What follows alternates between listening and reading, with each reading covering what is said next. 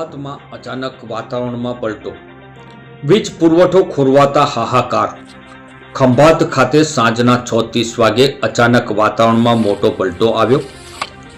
ભારે પવન અને બદલાયેલા માહોલના કારણે શહેરના કેટલાક વિસ્તારોમાં વીજ પુરવઠો ખોરવાઈ જતા લોકો મુશ્કેલીમાં મુકાયા।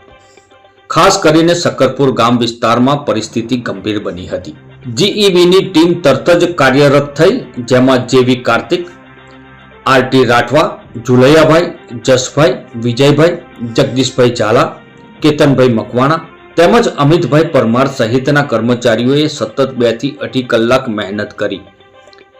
ઓએનજીસી ફીડર લાઇન પર કેતનભાઈ મકવાણાએ જીવના જોખમે કાર્ય કરી પુરવઠો પુનઃ શરૂ કરવામાં મહત્વની ભૂમિકા ભજવી। અંતે વિસ્તારમાં ફરી પ્રકાશ ફેલાયો। ઓકે, બોલો બરાબર।